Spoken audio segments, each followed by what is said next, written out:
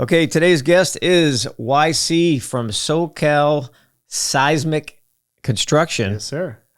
AKA house bolting. That's right. Yeah, a lot of people ask, what do? We were just talking about it. If we have the word construction in there, it sounds like we do general construction. Yeah, you don't want that. No, we don't want that. We specialize in foundations. I don't think anybody really wants the title of a general contractor. I don't want that title. My mouth is closed, you know. Yeah, zip, zip. All right, so anyway, I want to thank you again for inviting me out to your presentation you had at your office a few weeks back. That was seriously probably one of the best presentations I've ever seen, and I've seen a lot. Thank you. Usually presenters don't even get out of their damn seat. You actually get up and walked around and really get into what you're doing. I was like, wow, this guy really, he's into what he does. Or maybe I have ADD. One of the other. Maybe. Maybe you do. I love to be interactive with who's coming by. And, some people drive, 2-3 hours to get there. So yeah, the last thing you want to do is, think you're the boss and just sit at your table and, not be interactive with everyone. How was the food? I heard, we'll talk about that later. I got a little sick off the burrito. It wasn't us. That's it wasn't us. I know you didn't make it. I did not make it. Okay. So anyway, I want to get right into this because, today we're going to talk about foundations, everybody. I've been trying to get a foundation contractor. Oh, did I say contractor? You did. A foundation person on the show here for quite some time. A lot of the foundation guys I've met so far have been kind of introverts and they don't like to talk. And they just flat out said that. I'm like, oh, I understood. Right, that's cool. Right. Then I met you and I can't shut you up. There we go. So that's why he's here. All right. So the first thing I want to talk about is poured concrete raised foundations. So I got some pointed questions for you. And this is coming from my experience on the job as a home inspector. And that's because I have to report cracks, right? And I have to report, moisture intrusion. I have to report, lack of anchoring and house bolting and all that stuff. So, first question is this is for homeowners. How common are foundation cracks? It's a great question. Very common. I would say that if we inspect 10 homes, 9 of them with the raised foundation are going to have cracks. The question is, how severe are the cracks? That's really the question. Right. Now, does a foundation crack indicate the house is going to collapse? No. Depends on, the direction of the crack. Majority of the time, the cracks are vertical and they can easily be repaired. So it's not like you're going to freak out and you're going to fall through your floor. Exactly. And that's the biggest fear my customers have. And I this is a daily thing for me. And so I have to approach this with very monotone voice. Right. You have a crack. I'm not going to go, oh my God, you have a crack. Right. It's all about how you say it. Right. Oh, okay. So what do we do? Well, you have a foundation person come out, and what they'll do is they'll probably recommend filling it and then bolting it. Correct. Does it mean it's going to come back? That's a question for you. Yep. Majority of the cracks around the perimeter of a stem wall foundation or cripple wall foundation are actually caused by drainage, so improper drainage. Right. So ultimately, it could be a one-time fix and you're done. We do a epoxy injection and we strap it. Yep. And we usually never have to come back and do anything after that. That's good. Yeah. Okay. So the building is not doomed if you have foundation cracks, unless we get to a more severe crack, which we will get to soon. Yes. So horizontal crack versus vertical cracks, which is worse? Horizontal. Okay. And why is that? Good question. Horizontal cracking indicates foundation failure. Rebar, the structural component of the concrete, it's the metal, it runs horizontally. So when you have that horizontal crack, you automatically have foundation failure. So if you were to think about horizontal cracks versus vertical, automatically just remember horizontal is worse right off the bat. Right. Especially if you could see that rebar coming through. Even worse at that point, but automatically we can't just go and put epoxy and straps. Exactly. So on that note, I got some photos here to look at. See it. All right. So this is one of your images right here. Thank you for the visual aids. Very helpful. Sure. So what we're looking at here on photo 1 here is we got a vertical crack on the left, and that's before the repair. And as you can see on the right, it's got the epoxy filling. By the way, the epoxy, is there a certain type of epoxy? It's a good question. So we actually do epoxy and a concrete mix. Gives it a little bit of a thicker, texture. Epoxy itself in general has a little bit of a runny water type of texture to it. So ours is mixed with concrete. So is this something I can go buy at Home Depot when it's in a caulking gun? No, it's a nipple system. Okay. You could buy them from suppliers, but you got to know what you're doing. We don't just shoot it in. It's basically starts in the bottom and it works its way up with the nipple pattern, and we fill in each nipple as we go. I see. Start from the bottom, work your way up. Okay, cool. All right. And as far as the metal straps go, that you got 12 bolts. Now, how long are those bolts? The average is 1/2 inch by 5 inch, so 5 inches in 5-inch depth. Yeah, yep. Well, that's pretty deep. Yep. And then it depends on the height of the crack. Sometimes we just have to put one strap, depending on the height of the foundation. Majority of cracks do require 2 straps, though. Majority of them. Okay, especially if it's a corner crack. Okay, so have you ever inspected a house where the foundation was complete failure all the way around? Oh yeah, happens all the time. We inspect them on a weekly basis, unfortunately. Hillsides? Not only hillsides, regular flat lots. You'll have that. Yep. A lot of the times, people ask me, how long does concrete last? What is the lifespan of concrete? It's a good question, but ultimately, if you really think about it, it depends on so many factors. But the biggest one would be, what do you think, John? Biggest factor would be the outdoor conditions. There you go. The drainage. Is there any drainage? Yep. Is there any rain gutters? Do you have a negative grade? 100%. All those things. It's always the same problem. Right. It's always going to be the same problem. Almost always, and it speeds up the process. And some houses are a perfect storm. They have everything against them. Oh yeah. And I've actually seen those houses. I'm like, you know what? You got a perfect storm. You're like, what do you mean? I'm like, well, you got no gutters. Right. You get negative grade. You've got a hillside over here running right onto your property with no retaining wall. You get nothing but water coming right towards this building. And it's been like that for 60, 70 years, depending on how old the house was. Yep. So those are very common finds right there. And another side point on that would be, majority of those houses that we do see that you're mentioning right now, have the most beautiful landscape because they have so much water. The roses are always blossoming. Yeah. The fruit trees have the most amazing fruits, and the homeowner is always so proud. I've lived here for 45, 50 years, and I'm just thinking, oh man, That's what they all say. But I've been here 40 years and that water heater works fine. All right, right. There you go. So you never changed it? Okay. She's just showering with cold water. Right. And what's the, I think you mentioned this already, but I'm going to ask it again. Sure. What's the visual, when I'm looking at a foundation under a house as a home inspector or even a homeowner, what's the visual part of it that's going to determine foundation failure? Good question. So during the inspection, the property and surroundings are inspected for, foundation, drainage, seismic retrofitting, reinforcing, things like that, beams, posts, cracks. Right. Ultimately, you have to understand that the weight of the home sits on the perimeter. A lot of people think that the weight of the home sits on the posts and piers. That just holds the floor. Really? People think that? A lot of people think that. Wow. Well, if you take out the posts and piers, the whole house will fall. That's not the case. The weight of the home sits on the perimeter. So the most important thing for us right off the bat when we first go out there is we do a perimeter check. We check the entire perimeter. We look for settlement. We look for gaps between the sill plate and the foundation. Mm-hmm. We determine the age before we even start crawling. How old is this house? Deteriorated concrete, exposed rebar, horizontal cracks. And, if you look at the foundation, you have all those issues. We're not necessarily calling out a foundation replacement, but, there are factors that determine what we're going to do to repair it. Right. Gotcha. Okay, so here's something I run into a bit inside garages on older homes. The floors that seem to be lifting. Mm-hmm. Is that called uplift? Yep, uplift. Yep. That's okay, so now, correct me if I'm wrong. I think I got this one. Let's hear it.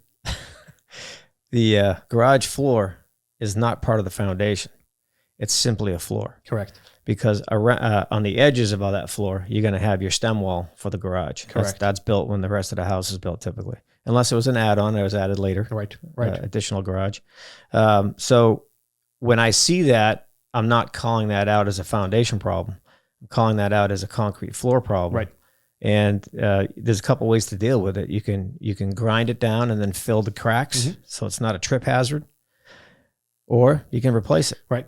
So what causes the uplift? Good question. So majority of the uplift would be caused by 2 things. The first thing I would say is something called hydrostatic pressure. So you have that pressure coming from below and kind of pushing up on it. That pressure could be water. It could be high water table area. Mm-hmm. Certain parts of Eagle Rock have that, where you have that high water table area and you'll have that, slab lift up. Ultimately, if you really think about it, majority of those people like to sand out, grind out, whatever you want to call it, and they epoxy it. Yeah. So, it looks good, has a great finish on it, but it's not a structural component of the home. Right. It's a separate pour. That's important. It's a very important thing. And I think that if you look at new construction builds in general, when they're building the house, a lot of the times they'll finish pouring in the garage later on because they store heavy equipment in there, their bobcats, whatever it is, while they're in that meantime of transitioning to a new job site, or they're storing all their tiles. So a lot of times it's unfinished. So people think, oh, I've garage slabs, my house is falling down. It's not. You could jackhammer it and re-pour if you want. Yeah, unless it's a post tension. Don't touch post tension. Yeah, we'll talk about that in another section. Don't if you have a stamp on your garage floor and it says post tension, do not saw cut. Do not saw cut. Yeah, we have a story about that. Yeah, don't be breaking out the saw and just testing it. That's right. Not a good idea. Yeah, that's a different type of thing. But I'm not really talking about that right now. I'm only talking about the traditional garage slabs where the floors are lifting up. And I always do express that to my customers. This is not a foundation problem here. This is something else causing this. Yep. It doesn't mean your house is falling down. You can fix it. You can redo it. Or you can just repair it. Yep, and I would say that would be 95% of the time. The other 5% would be different factors. Unpermitted build on a hillside. You have hillside cut and fill, things like that. Yeah. Okay, so the causes of a vertical crack are typically just from settlement, lack of drainage. Yeah, I would say the majority of vertical cracks are caused by the exterior drainage. So you have that water coming through, the water intrusion, softens up the soil, gets a little mushy. You have that settlement, and then that stress crack just, goes vertical. So you're correct. It's 99% of them are caused by that. Okay, so let's dive into that a bit now. Yeah. So we briefly discussed that already, but let's just nail it home here. So once again, it's the exteriors of the home that cause the problems under the home. Majority of them, yes. Yes, majority of them. And this is something I have to write up on a daily basis. I go to a house, first thing I'm looking for as I'm walking are drains. No drains, recommend adding some drains. Then I'll walk around, I'll look some more, no rain gutters. Yep. Oh, we don't need rain gutters in California. Yeah, you do. Yep. And I've made specific videos on this on my on my YouTube channel, so check them out, and you'll get the point. Lack of rain gutters does more than just damage your foundation. It damages your siding. It damages your windows and doors. A lot of things can also happen from a lack of drainage, depending on where what kind of house you have and how it's laid out on the outside. So no drains around the house, no rain gutters. And if you do have rain gutters, the downspouts are terminating at the foundation, which is a no-no. Yep. Because that's just going to pool water. So what I always recommend to my customers is, look, it's not raining today, so I can't tell you how your yard's going to perform under heavy, heavy water. So the best thing you can do, get your raincoat on when it's downpouring and walk your property. You'll learn so much about your property. Right. And then take pictures. Don't just remember it in your brain, because when you call a contractor in the summer, when you want him to fix all those things, he's going to get any photos. Right. So unless there's clear evidence of standing water stains or any kind of water ponding around areas, they're not going to know. So videotape or take pictures of these heavy ponding areas so you can show the person that's going to fix it for you. Yep. It's a great tip. Yep. Another thing I would mention on that, John, would be, just because you have rain gutters and you have a rain gutter downspout, or if you get a rain gutter extension from Home Depot, telescoping, if you have soil touching the side of the home, no matter what, you're going to have to fix that area. Yeah. So even if it's not raining and you're just looking at it on a regular, hot summer day, no matter what, you're going to have to correct that area. Yeah. So you want to make sure your grade slopes away from your house. Correct. So in the event of heavy rains, it doesn't go towards your house and sit. You want it to go away as much as possible. There will still be some residual water getting in and some moisture. You can't stop it completely, but you can definitely stop the bleeding. Yeah, we always suggest waterproofing those areas, because once you seal off the foundation, you're not going to have that water intrusion. It's going to completely seal it.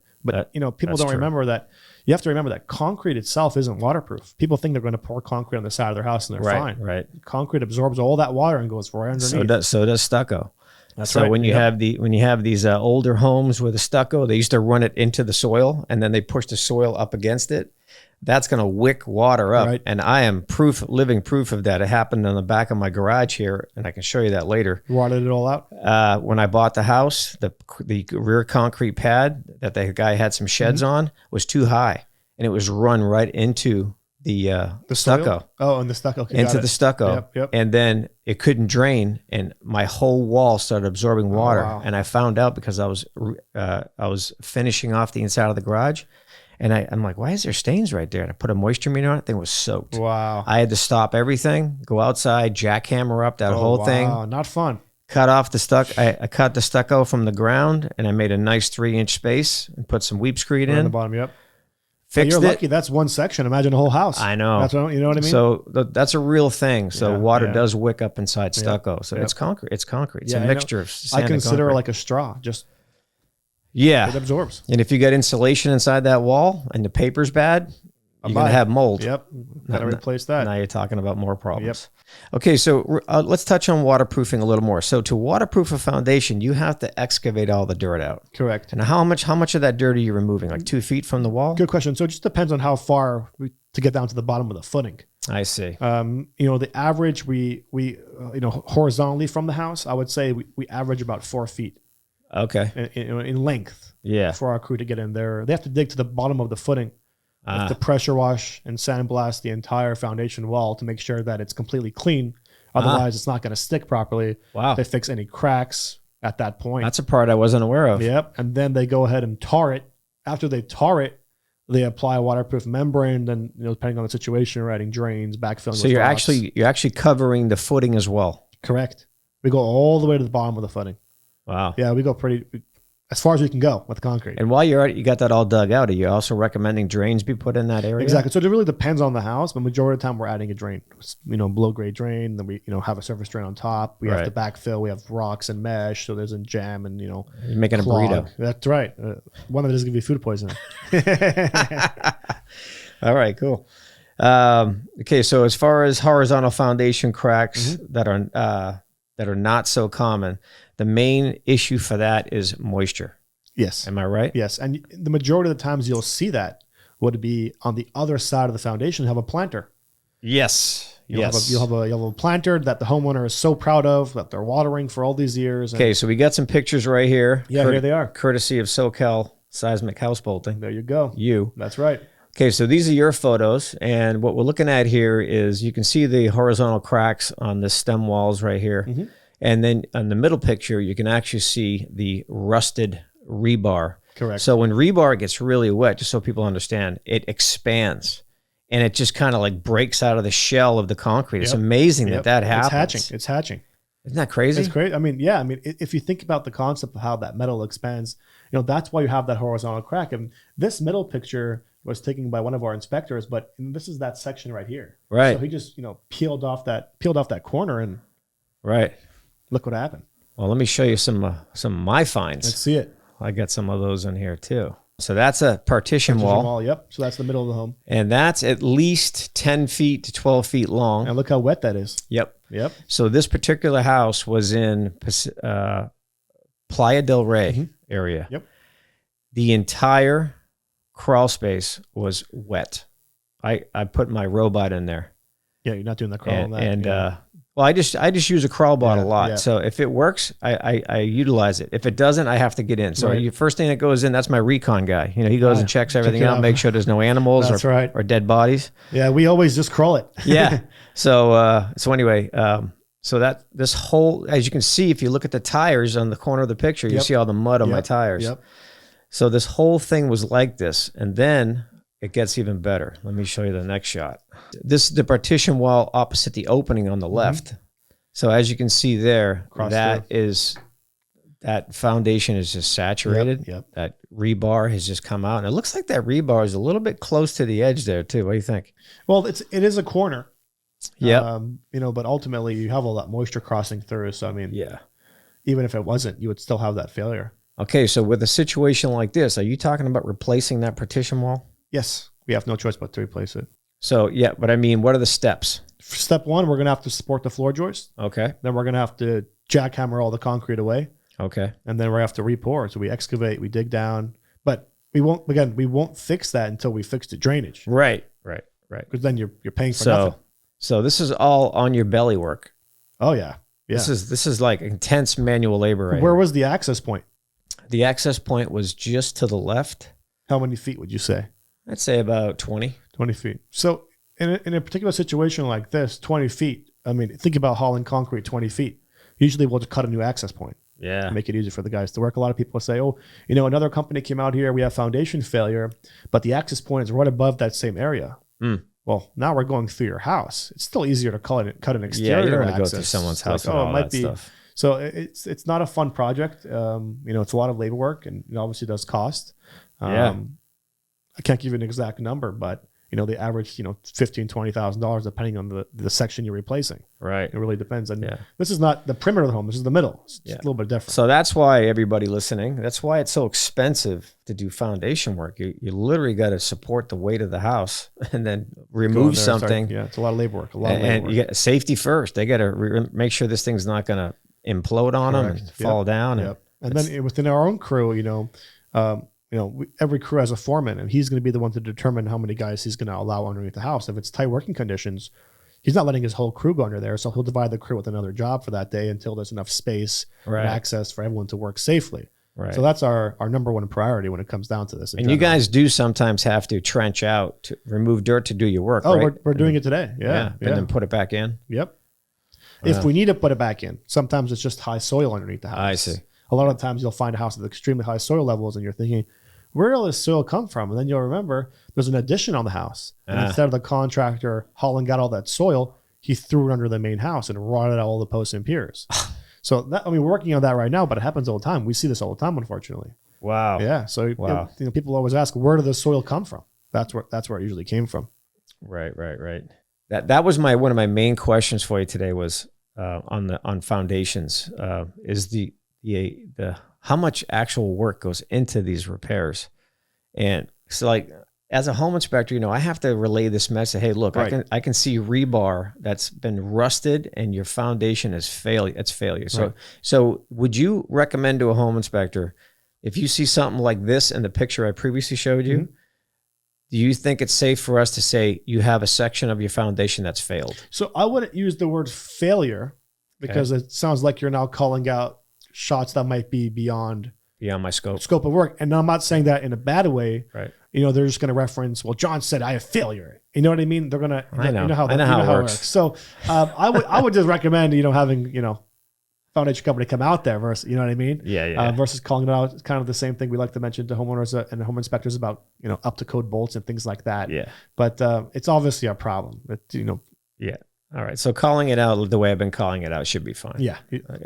Even though I know what it is. You won't catch a claim. You'll be good. You're good. Anything else you want to add to, just general cracks, any kind of stuff you want to add that I might not have mentioned to you? I think that, having a rain gutter extension, worst comes to worst as your last resort will still save you on foundation issues. Right. Just, $10 from Home Depot makes a big difference. Sure. So, yeah. So yeah, nothing wrong with that. You can try to stop the bleeding for the most minimal cost. Right. And that would be one of them right there. Yep. But like I said, it's crucial to just walk your property when it's really, really down, not when it's sprinkling, when it's downpouring.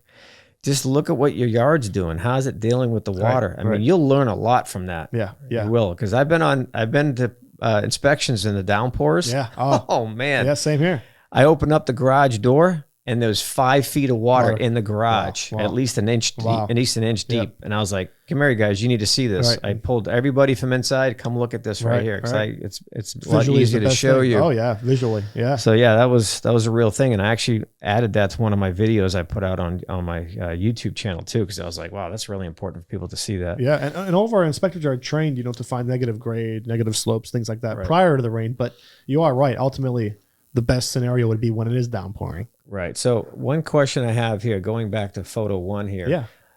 If I told a customer, hey, you get 3 cracks that look just like this, what's that cost? That's a good question. So, the average price for a crack repair is usually $350 average price. It's not crazy. Right. But again, we have to determine what caused it in the first place. Right.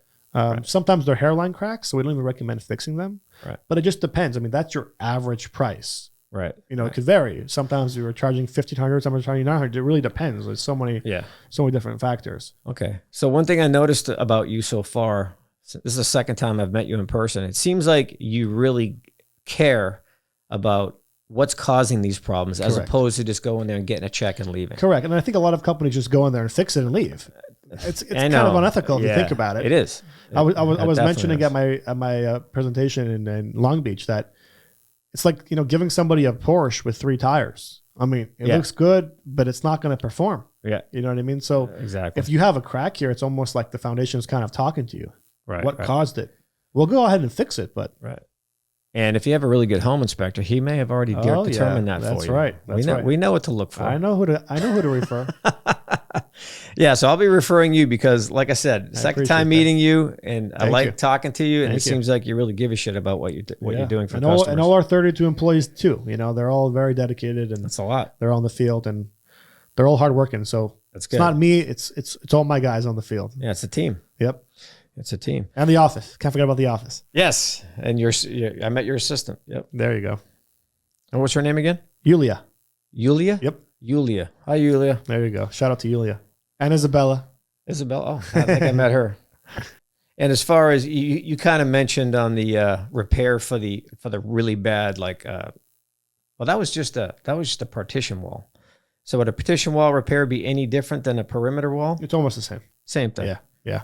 It's easier to do a perimeter wall than a partition wall. Really? Yeah. So in the middle of the home versus you can access it from the exterior. It's right there. Yeah. Crawl in, crawl out. Sometimes our engineer will design a post and pier assembly system. So we just basically lift it up off that area and support both sides. Mm-hmm. Then we don't have to touch it. But I can't call that shot till the engineer designs it. Majority of the case, they don't like doing that. Right. So. All right. So let me end this segment here with reminding everybody, if you're buying a home, don't panic, as the shirt says. And if you have a foundation crack, don't panic, because typically it can just be repaired. Yep. And it's not the end of the world. Stop watching those bad YouTube videos out there and stay off TikTok. There's a lot of those. There's a lot of those bad videos freaking people out.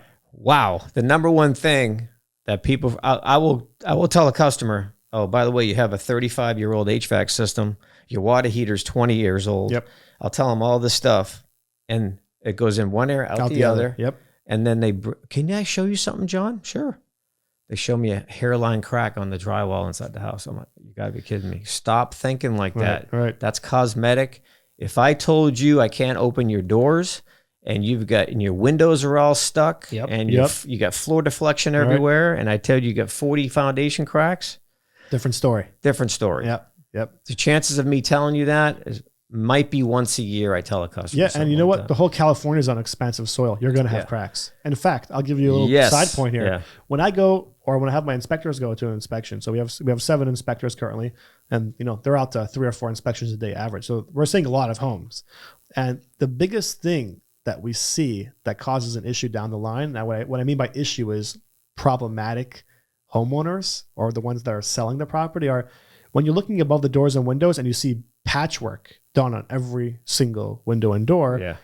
They're not indirectly trying to hide it. It's just that they're listing the property for sale, and I don't expect them to leave the cracks. Right. But the houses that we see that have the cracks visual, there's nothing going on underneath the house that they're trying to hide. Right. It's a different story then. Yes. You know what I mean? It's a very clean transaction. Yeah. The listing agent, the buyer's agent, it's a very even and friendly conversation versus the houses that we go to that have everything repaired, or the crawl space is locked and we have to unlock it. It's like, oh, figure it out. Or we get in there and there's a bunch of rocks that are from Home Depot, those little rock sandbags. Yeah. We call them backfill. They'll fill it up to block the access point. It's like, what are you trying to hide? You know what I mean? Yeah. So just have that in mind, when you go to an open house. I'm not going to tell you that they shouldn't be patched, but you'll be able to tell if someone's trying to hide something in a sense. Yeah. Okay. All right. So thanks for coming on the show. Sure. Appreciate it. We have many more segments to get to, so he will be back. That's right.